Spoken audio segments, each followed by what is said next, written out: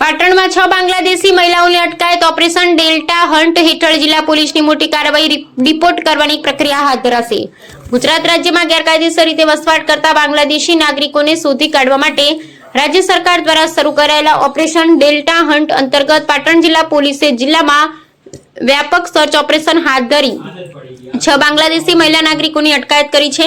પાટણ જિલ્લા પોલીસ વડા વિકે નાઈના માર્ગદર્શન હેઠળ હાથ ધરાયેલા આ વિશેષ ઓપરેશનમાં જિલ્લા પોલીસની વિવિધ શાખાઓ અને સ્થાનિક પોલીસ સ્ટેશનોની કુલ 25 ટીમોએ જિલ્લાના 68 જેટલા શંકાસ્પદ સ્થળો પર એક સાથે તપાસ હાથ ધરી। દરમિયાન કુલ 15 શંકાસ્પદ વ્યક્તિઓની પૂછપરછ અને દસ્તાવેજોની ચકાસણી કરવામાં આવી। તપાસ દરમિયાન 6 મહિલાઓ બાંગ્લાદેશી નાગરિક હોવાનું અને ગેરકાયદેસર રીતે ભારતમાં વસવાટ કરતી હોવાનું સામે આવતા તેમની અટકાયત કરવામાં આવી હતી। હાલ તેમની સામે કાયદેસરની કાર્યવાહી ચાલી રહી છે અને જરૂરી પ્રક્રિયા પૂર્ણ થયા બાદ તેમને તેમના દેશમાં પરત મોકલવાની કાર્યવાહી હાથ ધરવામાં આવશે।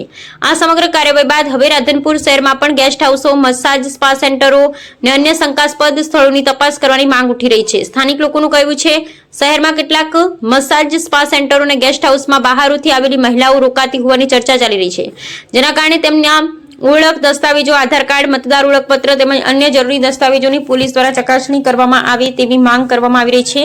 સ્થાનિક નાગરિકોનું માનવું છે કે પાટણ એલસીબી, એસઓજી તથા સ્થાનિક પોલીસ દ્વારા આવા સ્થળો પર નિયમિત ચેકિંગ કરવામાં આવે તો કોઈ પણ પ્રકારની ગેરકાયદેસર પ્રવૃત્તિઓ સામે આવી શકે છે। શહેરમાં કેટલાક મસાજ સ્પા સેન્ટરો અંગે લોકોમાં એવી ચર્ચાઓ પણ ચાલી રહી છે કે મસાજના નામે અન્ય શંકાસ્પદ પ્રવૃત્તિઓ થતી હોઈ શકે છે। જો કે આ બાબતે કોઈ સત્તાવાર પુષ્ટિ થઈ નથી, તેમ છતાં લોકો દ્વારા પોલીસ તપાસની માંગ કરવામાં આવી રહી છે। નાગરિકોનું કહેવું છે કે જો ગેસ્ટ હાઉસો, મસાજ સ્પા સેન્ટરો અને અન્ય શંકાસ્પદ સ્થળોએ સમયાંતરે સઘન ચેકિંગ કરવામાં આવે તો ગેરકાયદેસર રીતે રહેતા લોકો તેમજ કોઈ પણ પ્રકારની ખોટી પ્રવૃત્તિઓ પર અસરકારક રીતે લગામ લગાવી શકાય। હાલ પાટણ જિલ્લામાં ઓપરેશન ડેલ્ટા હન્ટ અંતર્ગત પોલીસની કાર્યવાહી ચાલુ છે અને આગામી દિવસોમાં પણ વિવિધ સ્થળોએ તપાસ હાથ ધરવામાં આવશે। રિપોર્ટ વિશિષ્ટ કર્તવ્ય ન્યૂઝ નાથાલાલ ઠાકોર, રાધનપુર, પાટણ।